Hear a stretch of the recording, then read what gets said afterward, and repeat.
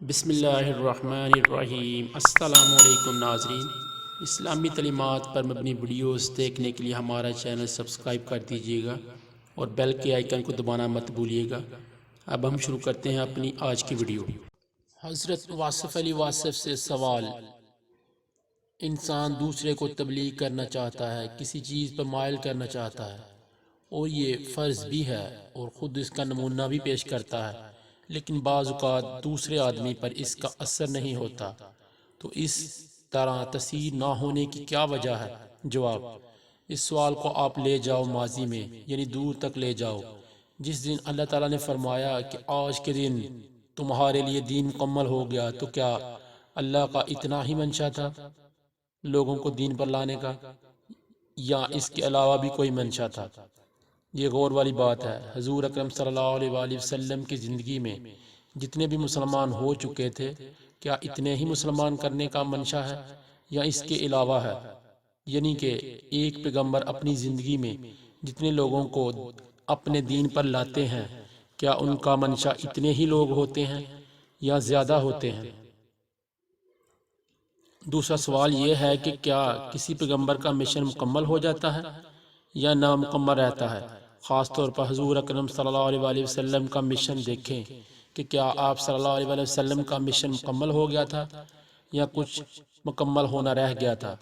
یہ جو خواہش ہے کہ باقی لوگ بھی دین میں شامل ہوں اور وہ شامل نہیں ہوتے، تو اس کے بارے میں اللہ نے فرمایا کہ آپ کا کام ہے ابلاغ کرنا، اور اس کے اندر آپ ملاپ نہ کرو۔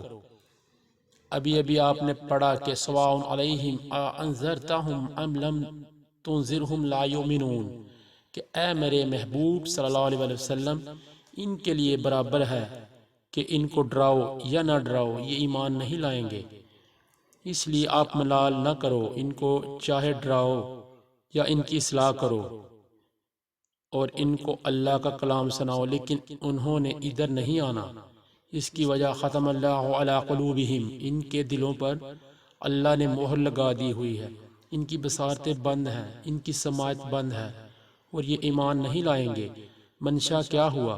منشا یہ ہوا کہ آپ کے ذمے کسی انسان پر اس کی ہستی سے زیادہ بوجھ نہیں ڈالا گیا۔ اس بات پہ ازردہ نہ ہوا کرو کہ میں نے اپنے بھائی کو کہا تھا کہ میری طرح کے مسلمان ہو جاؤ، لیکن وہ میری طرح کا مسلمان نہیں، میں اس بات پر بڑا پریشان ہوں۔ اب اس کا بھائی کہتا ہے کہ تو کہاں مسلمان ہوتا پھرتا ہے، تو میری طرح کا ہو جا۔ اب دونوں کی اپنی اپنی سوچ ہے۔ اللہ تعالیٰ کا کیا ارشاد ہے کہ آپ اخلاص کے ساتھ اپنی کوشش کرو اور نتیجہ فورس نہ کرو، کہیں ایسا نہ ہو کہ آپ ان کو مارنا شروع کر دو اور ان کے ساتھ جھگڑنا شروع کر دو اور ان کو گولی مار دو، کیونکہ انہوں نے تمہارے خدا کو برا بھلا کہا تھا۔ تو کیا اپنے خدا کو تو نے بچانا ہے؟ حالانکہ خدا نے تجھے بچانا تھا۔ تم خدا کو بچانے کی اس طرح فکر نہ کرو۔ جہاں پہ حضور پاک صلی اللہ علیہ وسلم کی بات ہے وہ اور بات ہے، وہاں نقلی طور پر غصہ نہ کرنا۔ اس مقام پر حضور پاک صلی اللہ علیہ وسلم کی شان کے بارے میں اصلی غصہ آ گیا تو پھر تمہاری بات بن گئی۔ اگر ویسے ہی تم نے اپنے پاس سے بات بنائی ہے تو یہ بات ٹھیک نہیں ہے۔ اس لیے کبھی تم اسلام کو بچانے کی فکر نہ کرنا، کیونکہ اسلام نے تمہیں بچانا ہے۔ کبھی نقلی غصہ نہ کرنا، یہ نہ کہنا کہ اس شخص نے اللہ کی شان میں کوئی گستاخی کی ہے اور یہ جو ہے غیر مسلم ہے، اتنا عرصہ ہمارے پاس بیٹھا رہا، ہمیں پتہ ہی نہیں چلا، اس کو تو ہم نے ویسے ہی گولی مار دینی تھی۔ کتنی اصلاح کتنی کرنی ہے آپ نے؟ جتنا آپ کا حق ہو، جتنی آپ کی استعداد ہو، جتنا آپ کا شوق ہو اور جتنی آپ کی پہنچ ہو، آپ پوری کوشش کرو، اور نتیجہ اگر زیرو نکلے تب بھی گھبراؤ نہیں۔ بعض اوقات ایسا ہوتا ہے کہ نتیجہ کچھ عرصہ کے بعد نکلتا ہے۔ یہ واقعہ حضور اکرم صلی اللہ علیہ وسلم کے ساتھ بھی ہوا، جب آپ صلی اللہ علیہ وسلم وادی طائف کی ابتلا سے گزرے۔ پھر ایک آواز آئی کہ اگر آپ صلی اللہ علیہ وسلم فرمائیں تو اس بستی کو اڑا دیا جائے۔ آپ صلی اللہ علیہ وسلم نے فرمایا کہ بات یہ ہے کہ اس بستی کو رہنے دیا جائے، اگر یہ مسلمان نہیں ہو رہے تو عین ممکن ہے کہ ان کی نسلوں میں سے مسلمان ہو جائیں، اس لیے مسلمان صبر کرنے والے ہیں۔ اگر اللہ راضی ہے تو ہمیں ہر اذیت قبول ہے، اللہ ساتھ نہ چھوڑے تو ہمیں کسی کے ساتھ کی ضرورت نہیں ہے۔ اس ساری گفتگو کا نتیجہ کیا نکلا؟ تبلیغ برائے رضا الہی کرنی چاہیے، اور تبلیغ برائے کنورژن نہ کرنا۔ تبلیغ دوسروں کو اپنی طرف مائل کرنے کی بات نہیں ہے، بلکہ تبلیغ کے ذریعے دوسروں کو راضی کرو۔ تبلیغ کے ذریعے بندوں کو مائل نہیں کرنا بلکہ اللہ کو مائل کرنا ہے۔ آپ اتنی تبلیغ کرو جتنی اللہ نے آپ کو استعداد دی ہوئی ہے۔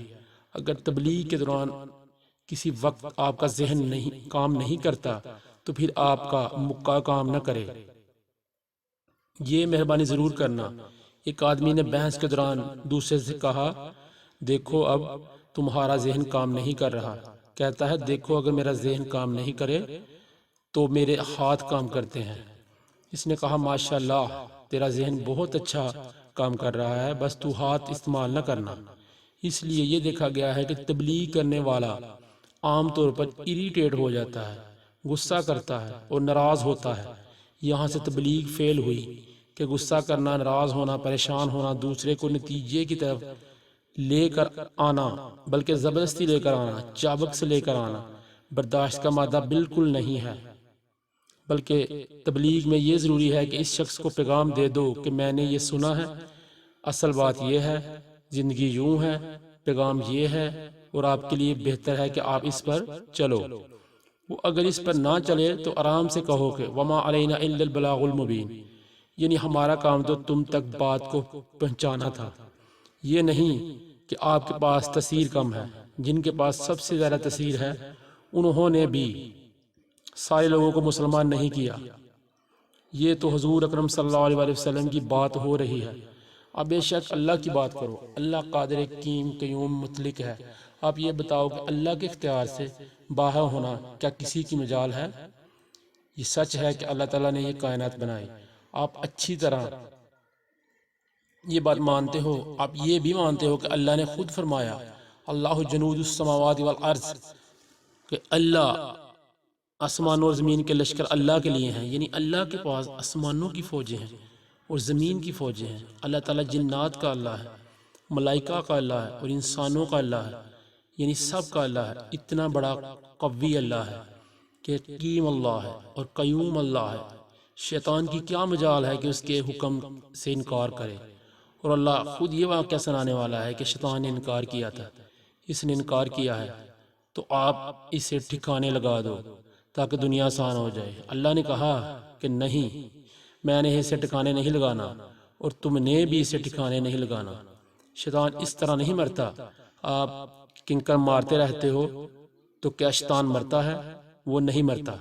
اس کا ایک راز ہے، اور وہ راز یہ ہے کہ خیر اور شر دونوں کا مالک اللہ ہے، اور وہ دونوں کو رکھنا چاہتا ہے۔ آپ کے ذمہ یہ ہے کہ آپ خیر کے راستے پر چلو، اور شر میں سے جتنے بھی لوگ نکال سکتے ہو انہیں نکال کے خیر میں داخل کرو، اور جو آپ کی کوشش کے باوجود شر میں رہ جائے اس پر ازردہ نہیں ہونا، پریشان نہیں ہونا، پھر اس کے لیے دعا کرو کہ آپ کو استعداد مل جائے تاکہ آپ زیادہ لوگوں کو تاثیر دے سکو۔ وہ شخص زیادہ استعداد والا ہوتا ہے جو اپنے ذاتی مسائل پیش کرنے والا نہ ہو۔ مثلا آپ اللہ سے دعا کرتے ہو کہ یا اللہ میرا بھائی اس طرح کا مسلمان ہو جائے جس طرح میں اچھا مسلمان ہوں۔ اس دعا کے ساتھ آپ اگر اللہ کے ہاں جاؤ گے تو اللہ کہے گا کہ یہ تو بھائی کو مسلمان بنانے والا ہے، اچھی بات کر رہا ہے اور اچھا بندہ ہے۔ دوسرے دن آپ نے اگر یہ کہا کہ یا اللہ میرا ایک پلاٹ نکلانا چاہیے، اللہ کہے گا یہ جھوٹا آدمی ہے، کبھی پلاٹ مانگتا ہے اور کبھی بلائی کی بات مانگتا ہے۔ ایسا آدمی نیکی کے نام پر اپنا کام کرانا چاہتا ہے، پہلے کہتا ہے کہ یا اللہ لوگوں کو مسلمان بنا۔ جب اللہ نے یہ دعا قبول کر لی تو پھر دو چار اپنے کام بھی پیش کر دیے۔ لوگوں میں یہ ایک بڑا مسئلہ ہے کہ پہلے دین کے نام پر ملتے ہیں اور پھر دنیاوی کام کرانا شروع کر دیتے ہیں، اس لیے بات میں تاثیر نہیں رہتی۔ اس شخص کی بات میں تاثیر نہیں ہوتی جو فی سبیل اللہ کام کرتے کرتے دنیا کے کام شروع کر دے، اس میں دقت پیدا ہو جاتی ہے۔ تاثیر اس لیے نہیں ہوتی کہ تبلیغ والے دو طرح کے لوگ ہوتے ہیں، ایک وہ جو اپنی مرضی سے تبلیغ کرتے ہیں اور دوسرے وہ لوگ ہوتے ہیں جو اللہ کی طرف سے تبلیغ کرنے کے لیے مأمور ہوتے ہیں، یعنی انہیں مقرر کیا جاتا ہے۔ جو لوگ مأمور ہوتے ہیں ان کی بات میں تاثیر ہوتی ہے، حضرت شیخ عبد القادر جیلانی رحمۃ اللہ علیہ جب خطبہ دیتے تھے تو لوگ قطار در قطار شامل ہوتے اور سنتے ہوئے زاروں قطار ہو جاتے۔ آپ ایک بار بیمار ہو گئے، آپ نے اپنے صاحبزادے سے کہا کہ آج آپ خطبہ دے دیں۔ بیٹے نے سارے واقعات بیان کیے، پورا علم بیان کیا، لیکن وہ بات اور وہ تفصیل نہیں ہوئی۔ پھر آپ خود تشریف لائے اور فرمایا دیکھو آج طبیعت ٹھیک نہیں ہے، ناساز ہے، بس آپ نے اتنی ہی بات کہی اور کہتے ہیں کہ لوگوں پہ اثر شروع ہو گیا اور ان پر دقت طاری ہو گئی۔ آپ کی شخصیت ثابت تاثیر اس وقت بنتی ہے جب آپ اپنی تاثیر سے باہر کی چیزیں اٹھا کے گھر نہ لے آئے، اس وقت آپ ثابت تاثیر ہو جاتے ہیں۔ جو لوگ مامور ہوتے ہیں صرف ان کی باتوں میں تاثیر ہوتی ہے۔ یہ جن بزرگوں کے نام آپ کو یاد ہیں، مثلا داتا صاحب رحمۃ اللہ علیہ اور خواجہ صاحب رحمۃ اللہ علیہ اور اسی طرح کے دوسرے بزرگ، یہ سارے کے سارے کوئی جادوگر لوگ نہیں تھے، بلکہ یہ صاحبان تاثیر تھے۔ تاثیر کا یہ عالم ہے کہ اب ان کی قبر ہے جو بولتی نہیں ہے، اور لوگ پھر بھی تاثیر لے کے آ جاتے ہیں۔ وہ لوگ بھی تاثیر لے کے آتے ہیں جو زیادہ ماننے والے نہیں ہوتے۔ ان کی تاثیر کا عالم یہ ہے کہ آج بھی وہ لوگ صاحبان تاثیر ہیں، اگرچہ موجود نہیں ہیں۔ اپنی ذات کو نمایاں کرنے کے لیے جو لوگ صاحبان تاثیر بننا چاہتے ہیں ان کو تاثیر نہیں ملتی۔ یہ آج کل جتنے لوگ آپ دیکھتے ہیں کہ تاثیر کے ساتھ اپنی ذات کو نمایاں کرنا چاہتے ہیں، ان کا کوئی نام بھی نہیں لیتا۔ اور یہ جو اصل تاثیر والے ہیں، جن کے آستانے ہیں، یہ لوگ اپنے گھر سے دور آ گئے، اپنا وطن چھوڑ کے آ گئے اور میٹھی باتوں کے ساتھ تاثیر پیدا کی، اور ایسی تاثیر کی جو آج تک چلی آ رہی ہے۔ تاثیر اس وقت ملتی ہے جب آپ ضرورت سے آزاد ہو جاؤ۔ اگر آپ ضرورت سے نہ نکلو گے تو تاثیر کم ہی ملے گی، اور اصل راز یہ ہے کہ اللہ تعالیٰ جس کو چاہے تاثیر والا بنا دے۔ ایسا ہوتا ہے کہ ایک کی بات کا اثر ہوتا ہے اور دوسرے کی بات کا اثر نہیں ہوتا۔ کوا بیچارہ بولتا رہتا ہے اور اثر نہیں ہوتا، بلبل بولتی ہے تو اثر ہو جاتا ہے۔ کوے بیچارے کے پاس تاثیر نہیں ہے، جتنا شور مچاتا ہے جائے اس کا اثر نہیں ہوگا۔ تاثیر جو ہے یہ نصیب کی بات ہے، یہ ٹریننگ کی بات نہیں، یہ کوئی سبق کی بات نہیں۔ اگر چند لوگوں کو خطبہ یاد کرا دو اور سارے لوگ باری باری پڑھتے جائیں تو سب کی تاثیر نہیں ہوگی، بلکہ صرف ایک شخص کی تاثیر ہوگی۔ اگر سب لوگوں کو ایک جملہ کہنے کے لیے دے دیا جائے اور سارے آدمی ایک ہی جملہ کہیں تو صرف ایک آدمی صاحب تاثیر ہوگا جو اس جملے کو ادا کرتے کرتے تاثیر بنا دے گا۔ 1000 بندوں میں ایک بندہ تاثیر والا ہوگا۔ زندگی میں آپ نے دیکھا ہوگا کہ ایک آدمی نے دوسرے آدمی کو دیکھا اور محبت ہو گئی، اس آدمی کو سب آدمیوں نے دیکھا اور کسی کو محبت نہ ہوئی، یعنی دوسروں پہ تاثیر نہیں ہوئی۔ مطلب یہ کہ ایک نے دیکھا محبت ہو گئی اور سب نے دیکھا تو سب کو نہیں ہوئی۔ لہٰذا ایک آدمی جس سے کسی کو محبت ہو جائے اس کے لیے ضروری نہیں ہے کہ سب سے محبت کرے۔ یہی تو وجہ ہے قرآن پاک کے بارے میں کہ اللہ تعالیٰ فرماتا ہے کہ لو انزلنا ھذا القرآن علی جبل لرأیتہ خاشعا متصدعا من خشیۃ اللہ، یعنی اگر ہم یہ قرآن پاک پہاڑ پر نازل فرماتے تو اس پر اللہ کی خشیت سے لرزہ طاری ہو جاتا اور ریزہ ریزہ ہو جاتا۔ اور آپ خود دیکھتے ہو کہ چند روپوں کے لیے انسان قرآن کی جھوٹی قسم کھا کے آ جاتا ہے۔ اس شخص پر قرآن کا اثر نہیں ہوتا۔ اگر باطن درست نہ ہو تو قرآن بھی اثر نہیں کرتا۔ تاثیر کی بات ہر ایک کی بات نہیں ہے، یہ ان لوگوں کی بات ہے جن لوگوں کا نصیب اچھا ہو، جن لوگوں کے باطن کی اصلاح ہو اور جن کے رزق میں حلال شامل ہو۔ ایک دفعہ حضور صلی اللہ علیہ وسلم غصے میں فرمانے لگے کہ تم لوگ پوچھتے ہو کہ دعا میں اثر نہیں ہوتا۔ آپ صلی اللہ علیہ وسلم نے فرمایا ایسے آدمی کا اندازہ لگاؤ جس کا طعام حرام، جس کا خرام حرام، جس کا لباس حرام اور ناپاک ہو، اور جس کا وجود ناپاک ہو، اور جس کے بال پریشان ہو، جس کا لباس پریشان ہو، جس کی شکل پرانگدہ ہو۔ اب اس آدمی کی دعا کیسے قبول ہو؟ جس شخص کے لباس میں، خوراک میں، پیسے میں، رہائش میں ناپاکیزگی ہو، اس کی دعا پاکیزہ اللہ کے ہاں کیسے قبول ہو؟ اس لیے دعا کی جرت کرنے سے پہلے کم از کم لقمہ حلال کی جستجو کرو۔ لقمہ حلال کے بعد دعا منظور ہونا شروع ہو جاتی ہے۔ اگر لقمہ حلال نہیں ملتا تو فاقے کا لقمہ کر لو، تھوڑا فاقہ کر لو، 3 دن کا فاقہ ہو تو کہتے ہیں دعا قبول ہو جاتی ہے۔ یہ حدیث شریف ہے، نہ کہ آپ روزہ رکھو تو شام کو دعا قبول ہو جاتی ہے۔ روزہ رکھنے سے دن بھر آپ فقیر بنے رہتے ہو، درویش بنے رہتے ہو، یعنی یہ کہ آپ کو بھوک لگی ہوئی ہے اور آپ کھانا نہیں کھاتے، کھانا موجود ہے لیکن نہیں کھاتے، خوراک اویلیبل ہے نہیں کھاتے، بس یہ فقیری ہوتی ہے۔ فقیری کسے کہتے ہیں؟ چیز حاصل ہو اور استعمال نہ ہو، یعنی فقیر ہے، اسے فقیری بولتے ہیں۔ فقیری سے تسیر ملتی ہے۔ اور اپنے ملک میں دیکھو کہ کتنی تبلیغ ہو رہی ہے اور تسیر کا کیا عالم ہے۔ اگر فرض کرو کہ ملک میں 3 لاکھ مسجدیں ہیں تو اس حساب سے 15 لاکھ اذانیں روزانہ ہوتی ہیں، اور قوم میں جو تعلیم ہو رہی ہے اور تسیر ہو رہی ہے، اس کا آپ خود اندازہ لگا لو۔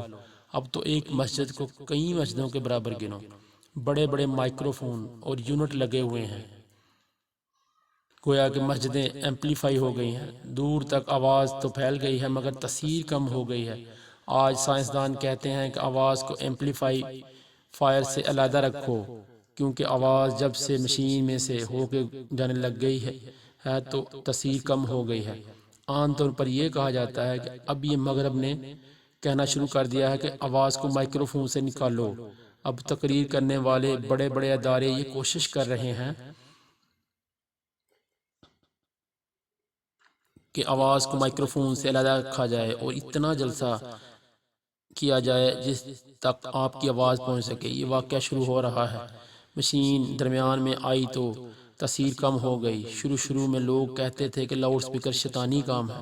ویسے بھی آپ کو یاد ہوگا کہ چھوٹی چھوٹی مسجدوں میں ایک آدمی کی اذان کی آواز ہوتی تھی جو آپ کے کانوں میں ضرور آتی تھی اور پتہ چل جاتا تھا کہ اذان ہو گئی ہے، حالانکہ مسجد دور ہوتی تھی۔ اب پاس لاؤڈ سپیکر ہوتا ہے، کوئی پوچھتا ہے کہ کیا اذان ہو گئی ہے، کہتا ہے کب ہوئی ہے۔ اتنے بڑے لاؤڈ سپیکر کے باوجود اذان کی آواز نہیں آتی۔ دراصل آپ کو اذان سننے کا شوق نہیں رہا، شوق کا نام ہے تاثیر۔ دعا کرو اللہ تعالیٰ اپنے سینے کو کھول دے اور زبان کو تاثیر دے۔ موسیٰ علیہ السلام کی زبان میں لکنت تھی لیکن آپ بڑے صاحب تاثیر تھے۔